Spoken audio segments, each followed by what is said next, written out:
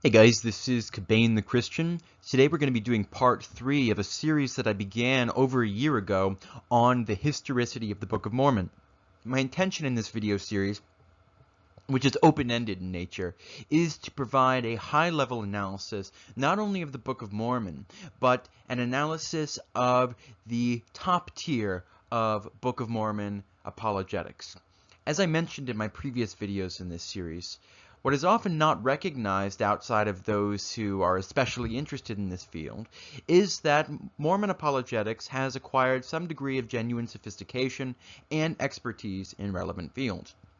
Now, I am firmly convinced that these arguments at the end of the day fail to demonstrate what they purport to demonstrate. Nevertheless, the arguments not only deserve to be engaged with, but need to be engaged with if we are to provide Latter-day Saints with an option upon leaving other than naturalism, other than atheism. It's best if it's traditional Christians who are doing this kind of work rather than atheists and naturalists. Before getting into the substance of today's video, I want to mention my Patreon. If you are in a financially good place and enjoy these videos, your Patreon contributions are instrumental in facilitating a continued flow of high-quality content on a regular basis. And I'm excited to announce that this coming week we will have an interview with New Testament textual critic James Snap. The full interview will be available to patrons at premium level or above. You can also do it through YouTube membership if you would prefer, though half will be available to the general YouTube audience. Okay, so where we left off in the previous discussion of the Book of Mormon was the point that, contrary to those who say that the data has converged with the Book of Mormon text over time, because, in their view, the Book of Mormon has not changed, only the data has changed.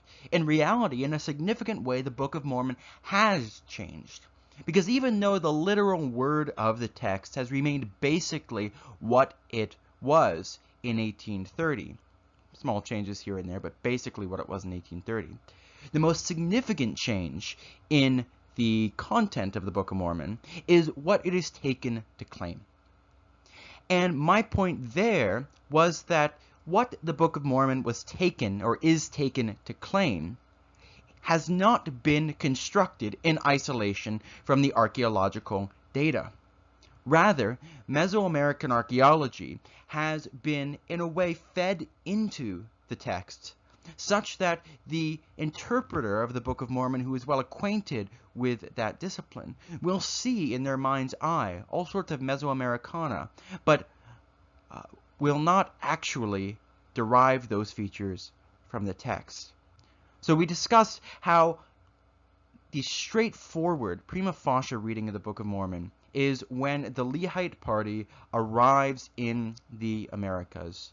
They arrive in a land which has almost no living inhabitants, with the exception of a few Jaredites.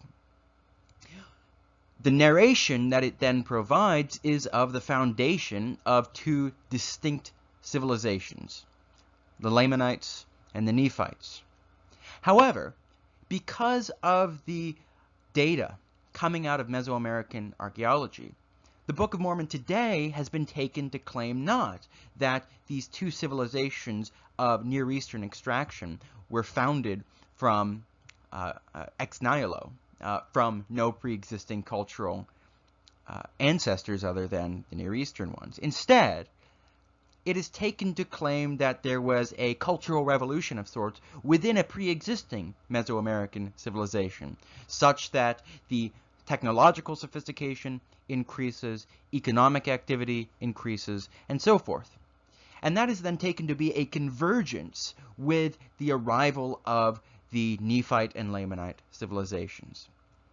But this cannot be taken to be a convergence in the empirically meaningful sense of that word. That is, a convergence which indicates the historicity of the Book of Mormon text.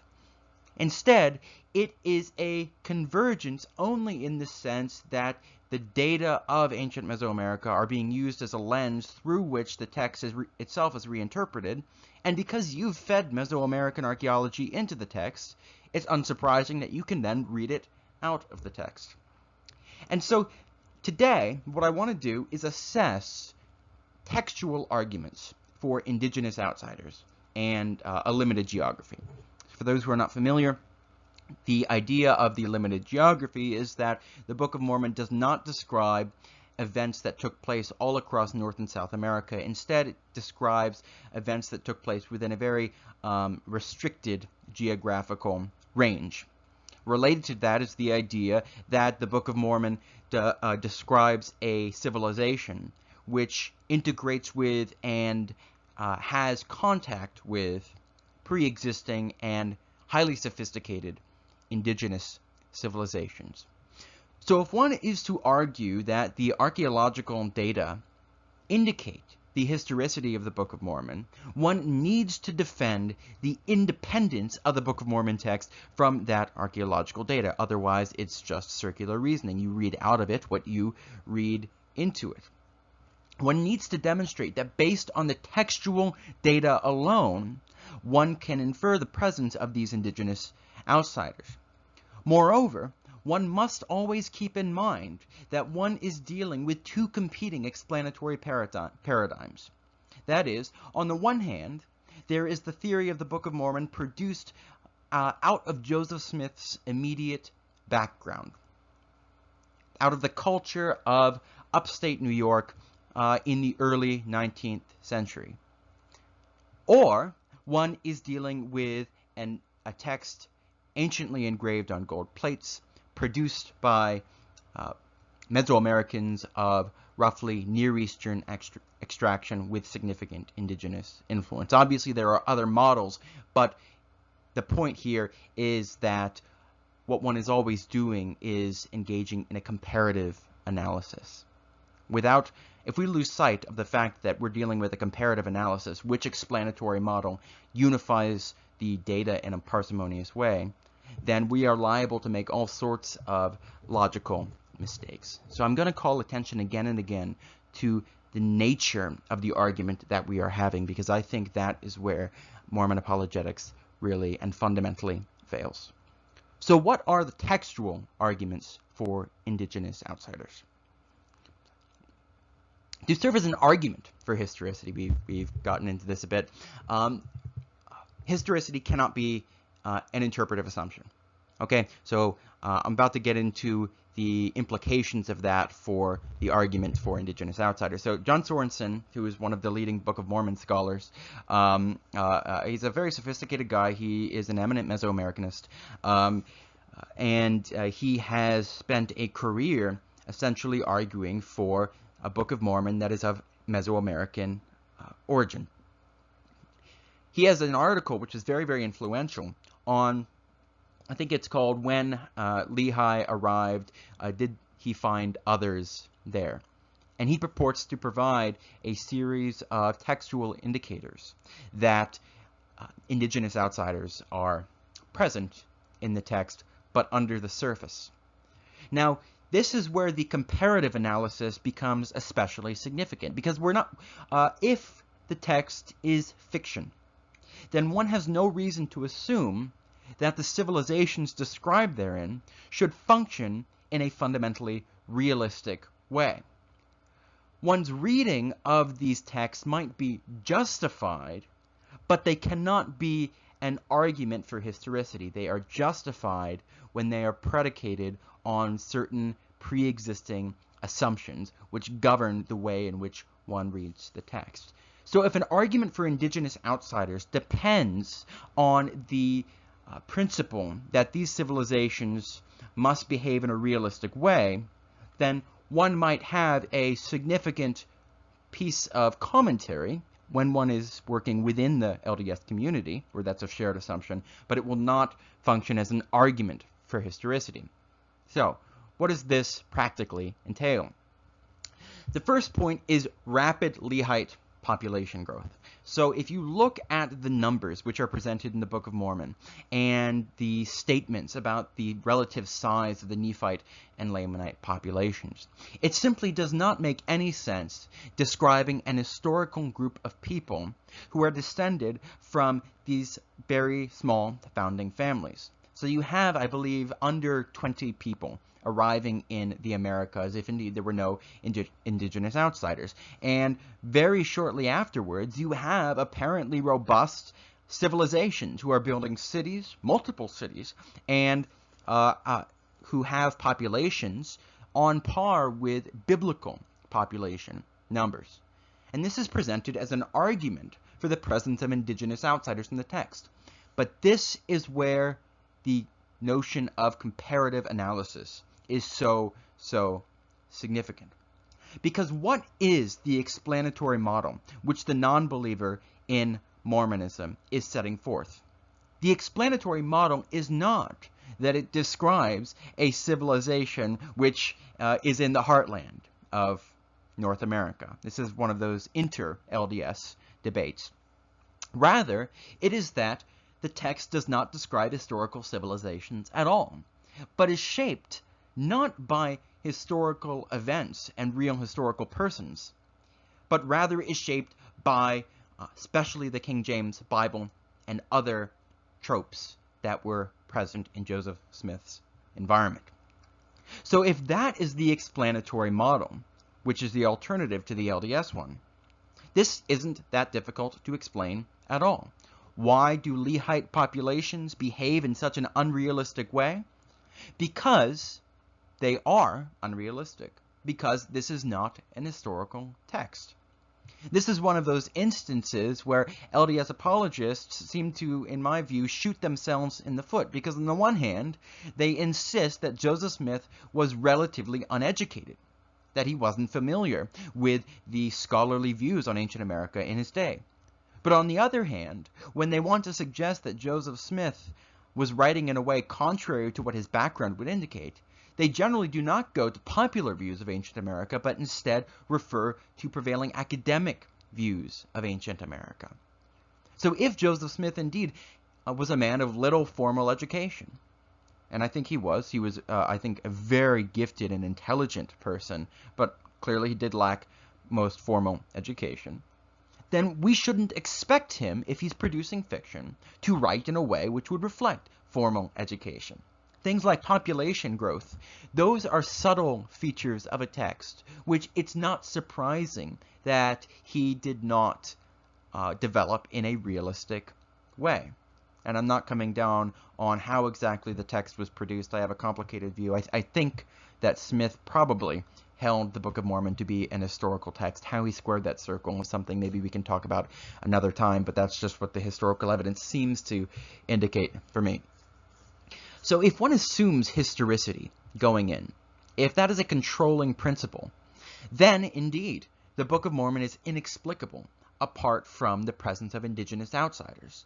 But if historicity is not an assumption shared by multiple interpreters, but is rather a hypothesis subject to historical analysis and critique, then this is no argument for the presence of indigenous outsiders at all. Because what's going on is that a non-real text is behaving in an unrealistic way.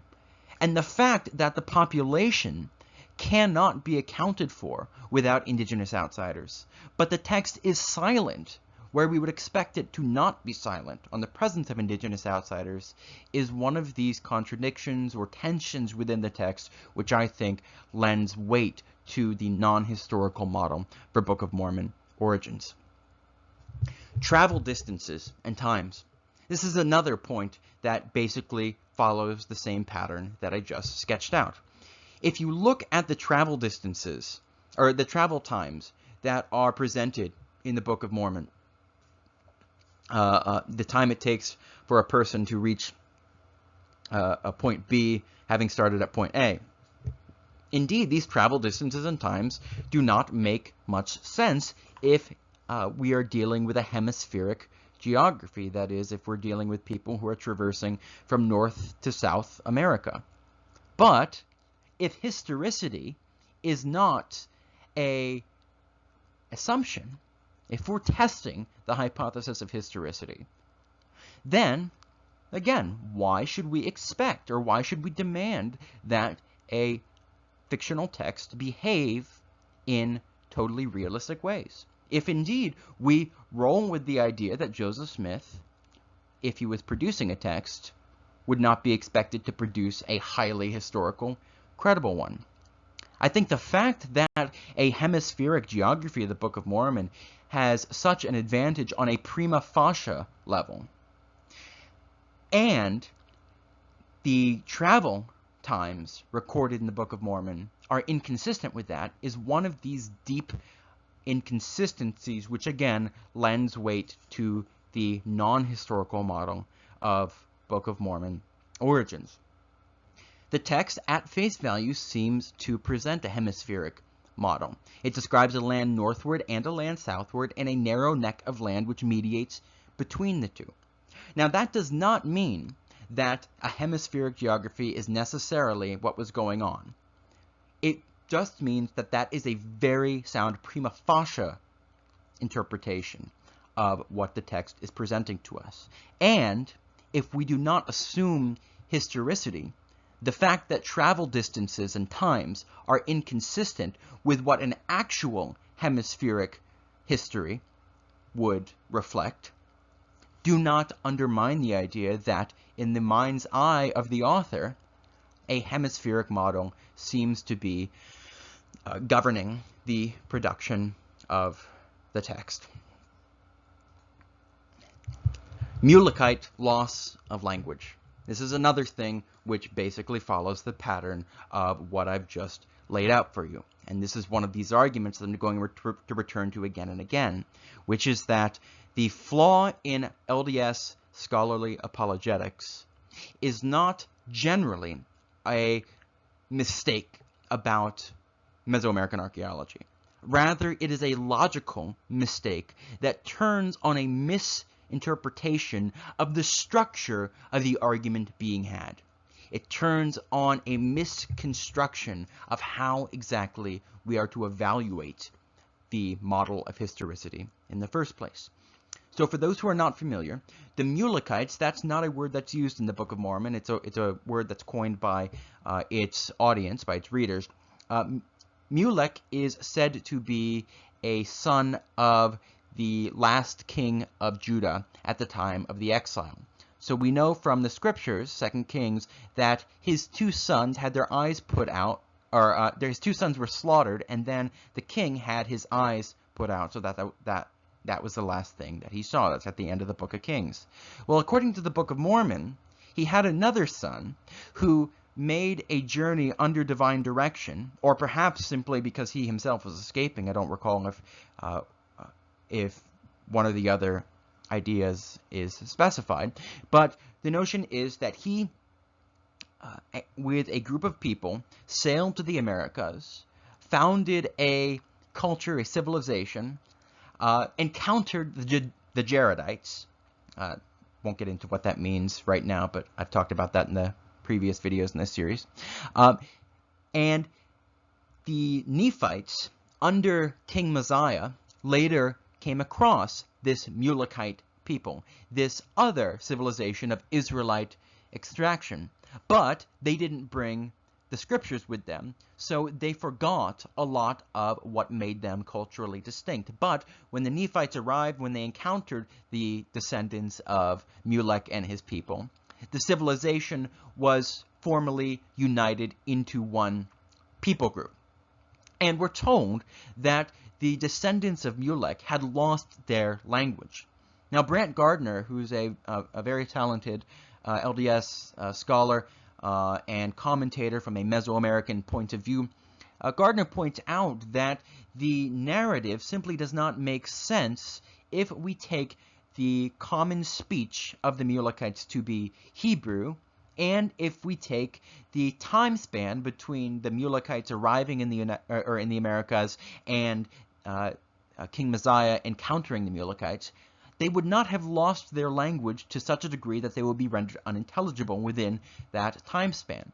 And so Gardner argues that what happened was that the Nephites had used another Mesoamerican language group as their common tongue, with Hebrew being a merely literary or scriptural language, and the Mulekites had used a different Mesoamerican language type as their common speech, such that when they encountered each other, they couldn't understand each other.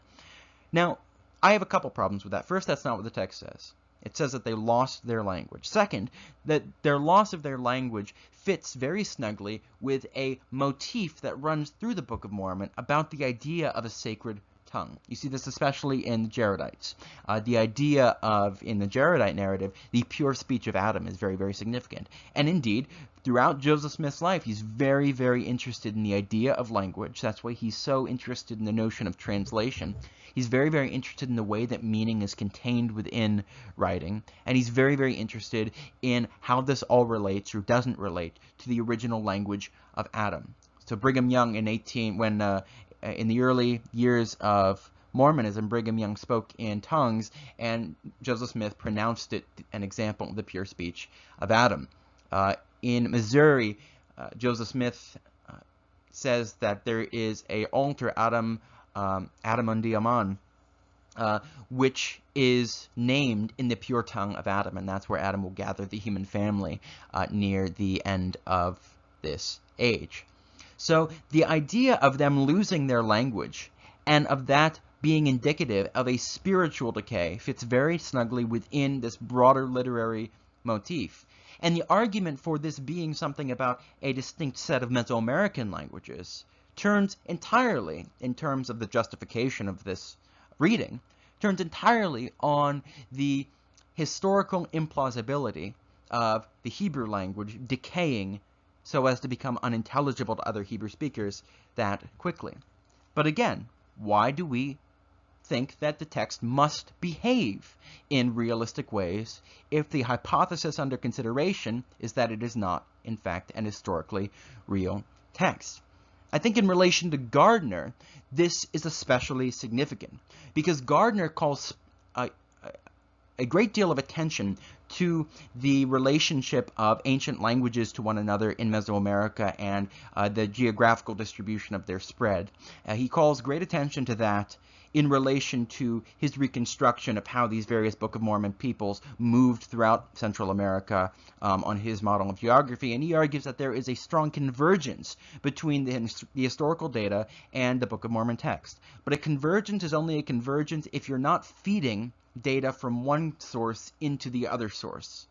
It ceases to be an independent convergence because you're using one of the things that's supposed to be converging with another of the things. You're using it to construct the way that you're reading what source B is actually saying. So as an apologetic argument, I think it's very, very problematic. And again, why does the text behave in an unrealistic way? Because it is not, in fact, an historically real text. The rise of idolatry.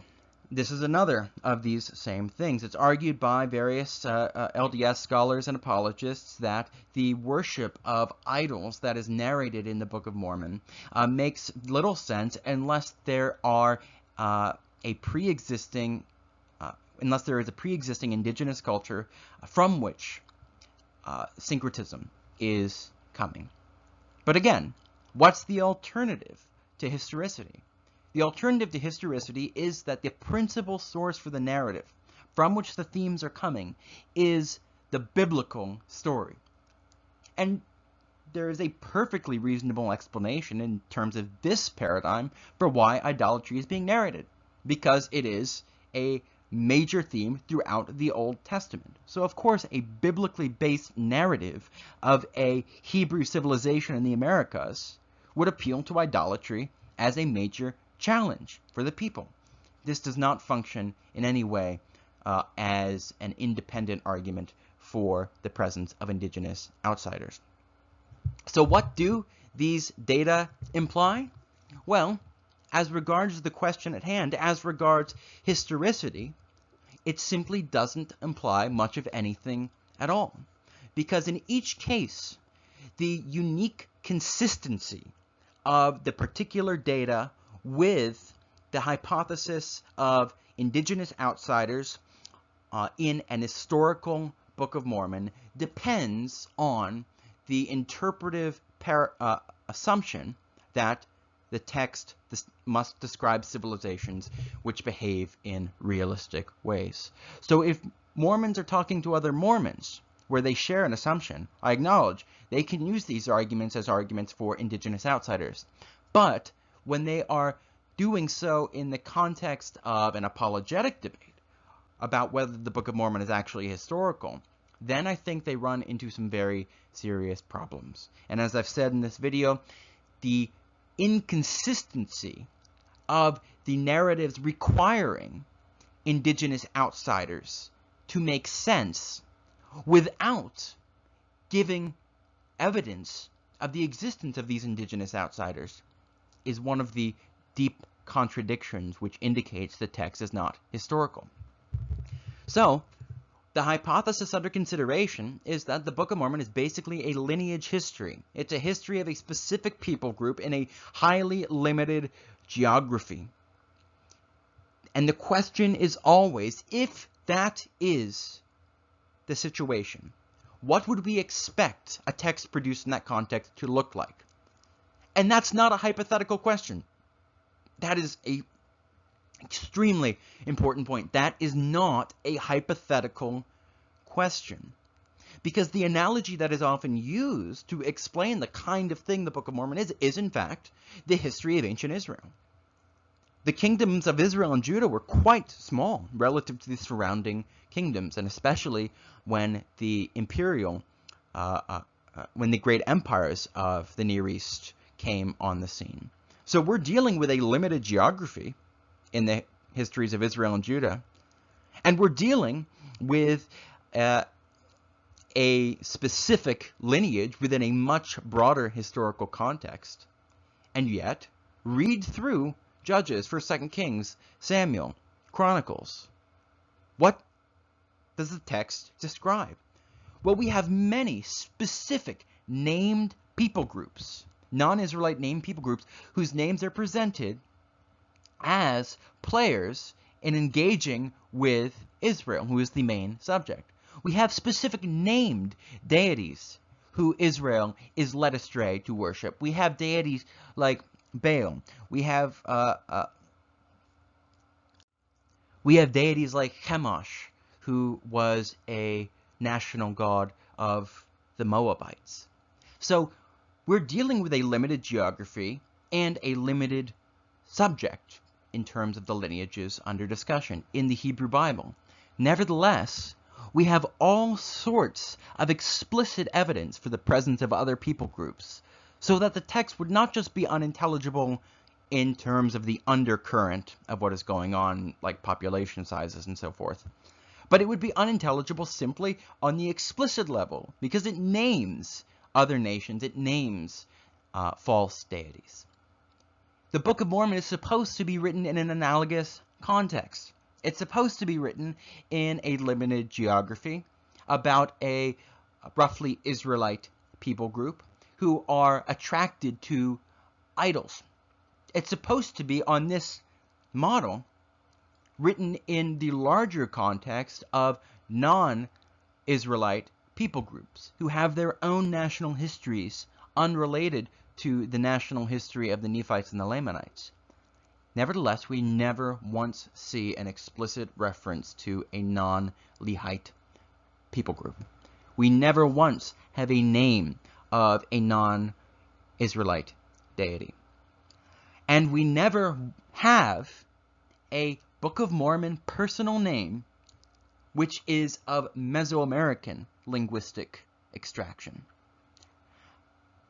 Instead, the personal names of Book of Mormon characters, I should say, they do make certain arguments for Mesoamerican names in the Jaredite narrative, so I just want to note that. But the interesting thing there is, again and again, you'll notice that their best cases consistently come from one-syllable names, like Kish or Lib. Well, naturally, the one-syllable names would have the highest probability of a chance convergence with a Mesoamerican language. But according to the prevailing model of Book of Mormon culture, at least as it is articulated by Brant Gardner in his book Traditions of the Fathers of Book of Mormonist History, in that prevailing model, the dominant culture and language is indigenous to Central America. And yet these very same scholars and apologists will argue for the probability of Book of Mormon historicity based on Book of Mormon personal names, which they argue are verified from outside the Book of Mormon in the Near East and are not biblical names. But that is in very strong tension with the idea that there's all these indigenous peoples and that their common speech, rather than their literary language, is a Mesoamerican language. Where are the Mesoamerican personal names? Where are the personal names which are explained in terms of a Mesoamerican language? What about theophoric names? That is, a personal name which has the name of a deity within it. So Jeremiah is a theophoric name for the God of Israel in the Tetragrammaton. Yah is one part of the Tetragrammaton, so Jeremiah. Isaiah, the same thing. Israel is a theophoric name with the name of El Elyon, God Most High, the God of the patriarchs. It's a theophoric name. Well, if you have all of these descendants of Lehi who have parents, at least, who worshipped specific Mesoamerican idols, where are the theophoric names corresponding to Mesoamerican deities? You just don't have them. And my point in this video, again, is not about the particulars of this or that argument. I want to make this absolutely clear. It is not about the particulars of this or that argument. It is rather about the structure of reasoning that leads to the failure in a systemic way of Book of Mormon apologetics writ large. Many of these men are brilliant. They're eminent scholars in their own fields, but I think their arguments fail because of a fundamental failure to recognize the kind of process which allows us to differentiate between the hypotheses of a non-historical Book of Mormon and an historical Book of Mormon. So thank you for listening. If you enjoy these kinds of videos, make sure to like, subscribe, and make sure to turn the bell on so that you get notified of all my new videos. And if you're in a financially good situation, I would very much appreciate it if you would make a contribution through my Patreon. But thank you everyone who just watches. I very much enjoy doing this.